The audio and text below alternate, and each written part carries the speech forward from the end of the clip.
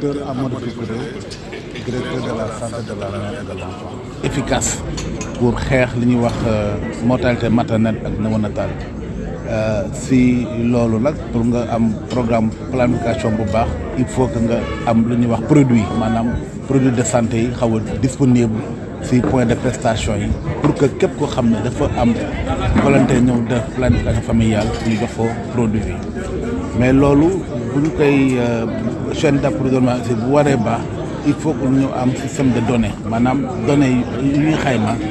pour mën a éviter les ruptures maanaam fexe ba garab bi mën a disponible ci point de prestation yi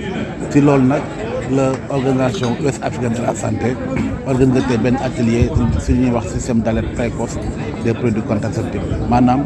dañuy xool réew yi nga xam ne ñoo nekk ci organisation ouest africaine de la santé nu ñuy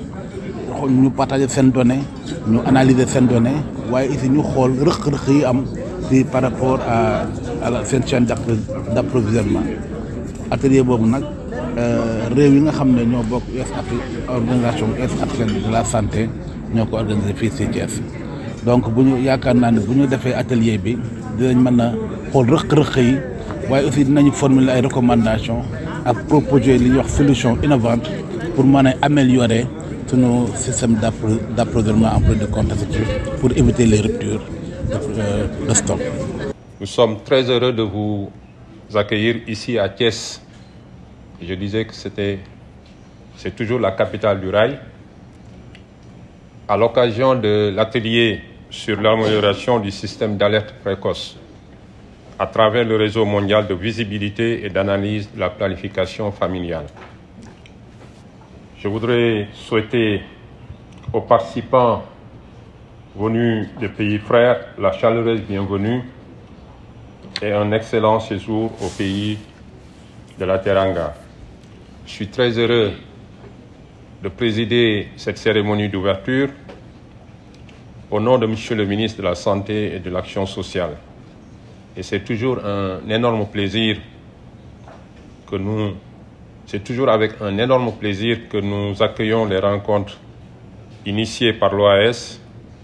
qui, en plus d'être notre institution, est un partenaire privilégié du Sénégal. Et il n'y a pas de paradoxe à ce niveau. Nous sommes dans l'OAS, nous y contribuons, mais l'OAS est un partenaire très important pour notre pays et pour tous les autres pays ici représentés. Je voudrais donc remercier encore une fois le professeur Stanley Okolo, directeur général de cette organisation, mais aussi tous ses partenaires, en particulier les partenaires de la coalition. Je ne manquerai pas de remercier les autorités de la région de Thiès qui nous accueillent. Mesdames et messieurs, la planification familiale constitue un des moyens sûrs d'améliorer la santé maternelle et néonatale dans nos différents pays. Nous savons également qu'elle contribue à la capture du dividende démographique. C'est dire que les interventions en termes de planification familiale sont importantes pour nos systèmes de santé et pour le développement de nos pays. Seulement, la performance des programmes dans ce domaine dépend en grande partie de la bonne gestion de sa chaîne d'approvisionnement. Or, nous le savons, les ruptures de stock de produits contraceptifs sont courantes et persistantes dans de nombreux pays. Il apparaît donc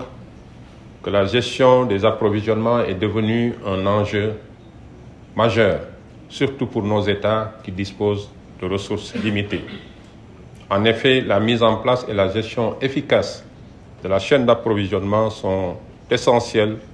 pour rendre les contraceptifs modernes disponibles. Cette disponibilité continue d'un large éventail de méthodes contraceptives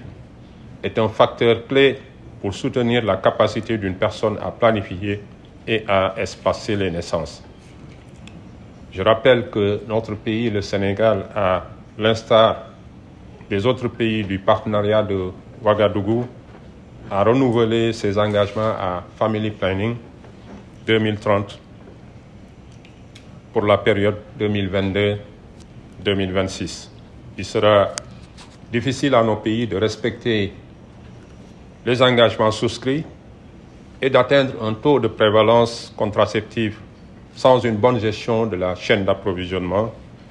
mais aussi en dehors d'une disponibilité permanente des produits de santé à tous les niveaux du système. Une bonne gestion de la chaîne d'approvisionnement renvoie d'abord et avant tout à son pilotage optimal, qui s'appuie notamment sur l'analyse des données du système d'information à des fins de gestion logistique. En effet, la collecte et l'analyse des bonnes données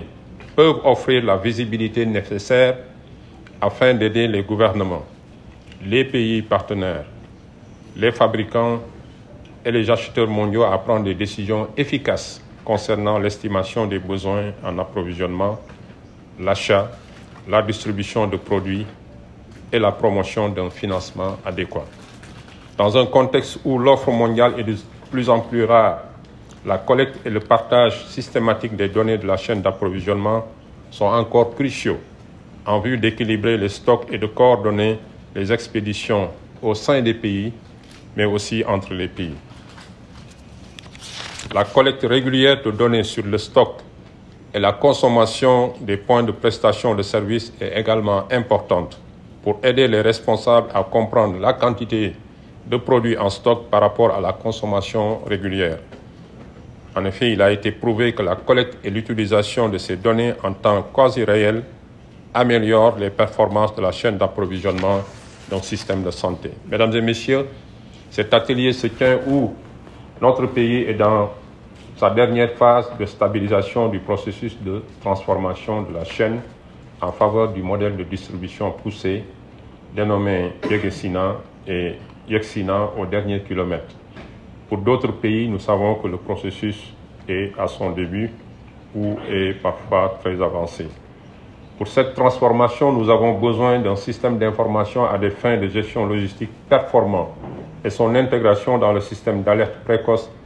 à travers le réseau de visibilité et d'analyse des données développé par l'Organisation ouest-africaine de la santé. D'où l'importance de cet atelier de formation dont les conclusions retiendront bien entendu notre grande attention. La présence de tant de compétences et d'expertise d'origines diverses réunies ici à Thiès peut être perçue comme un gage d'échange fructueux autour de l'amélioration de la qualité des données logistiques des chaînes d'approvisionnement. Durant ces 3 jours, des thèmes importants seront abordés et vont contribuer à l'amélioration du système d'alerte précoce à travers le réseau mondial de visibilité et d'analyse de la planification familiale. Je suis persuadé qu'à l'issue de nos travaux, les résolutions prises vont permettre à nos pays de disposer d'un système d'alerte précoce fonctionnel et performant, ainsi que d'un mécanisme de pilotage coordonné interpays pour une chaîne d'approvisionnement résiliente, sous-régionale, en faveur des produits de la planification familiale. Je voudrais saisir cette occasion pour remercier encore une fois tous les partenaires techniques et financiers qui soutiennent nos pays dans la mise en œuvre des programmes de planification familiale, mais aussi féliciter l'OAS pour la bonne préparation et la bonne tenue de cette rencontre. Je voudrais souhaiter plein succès à nos travaux et déclarer ouvert au nom du ministre de la Santé et de l'Action sociale l'atelier sur l'amélioration du système d'alerte précoce à travers le réseau mondial de visibilité et d'analyse de la planification familiale. Je vous remercie de votre aimable attention. La visibilité et l'analyse de la planification familiale constituent sans nul doute une des approches innovantes poursuivies par l'UNFPA et ses partenaires pour améliorer la disponibilité, l'accessibilité et la qualité des services et produits dans santé sexuelle et reproductive intégrés dans le cadre de la réalisation des 3 résultats transformateurs dans les pays d'Afrique de l'Ouest et ailleurs dans le monde, y compris en situation humanitaire. Dans notre région, malgré le progrès réalisé dans le domaine de la santé et de la reproduction, le taux de prévalence en méthode moderne de contraception est encore faible, de l'ordre de 18% chez les femmes mariées, et les besoins non satisfaits en méthode moderne de contraception sont supérieurs à 24%. Comparé aux autres groupes d'âge, les adolescentes mariées ou en union présentent à la fois des taux d'utilisation de méthodes de contraception moderne les plus faibles, avec des besoins non satisfaits très élevés. Le paysage humanitaire régional a radicalement changé au cours de ces dernières années. De la région du Sahel à la République centrafricaine, les catastrophes d'origine humaine et naturelle, combinées aux bouleversements sociaux, économiques, politiques, sectaires et de gouvernance, ainsi qu'aux effets du changement climatique, ont impacté des millions de personnes qui ont maintenant besoin d'une aide humanitaire directe, y compris dans le domaine de la santé et de la reproduction. Une situation qui a amené le bureau régional de l'UNFPA pour l'Afrique de l'Ouest et du Centre à sentir la nécessité d'engager une réflexion stratégique sur la thématique démographie, paix et sécurité. Depuis mars 2020, la pandémie du Covid-19 a servi partout dans le monde et a mis à rude épreuve les systèmes de santé publique, déclenchant des mesures sans précédent de la part des gouvernements du monde entier, notamment des restrictions de mouvement et des ordonnances de confinement. Cette pandémie a non seulement perturbé le fonctionnement des industries de produits de la santé et de la production, mais a aussi affecté le transport international et national, causant un impact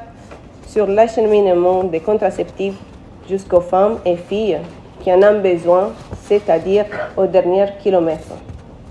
L'UNFPA en Afrique de l'Ouest et du Centre adhère à l'agenda 2030 et aux cibles fixées dans les 17 objectifs du développement durable. Dans cette optique, nous avons organisé notre travail autour de 3 résultats transformateurs, centrés sur l'être humain: l'élimination des décès maternels évitables, l'élimination des besoins non satisfaits en planification familiale et l'élimination des violences basées sur le genre et les pratiques néfastes, y compris les mutilations génitales féminines et les mariages d'enfants.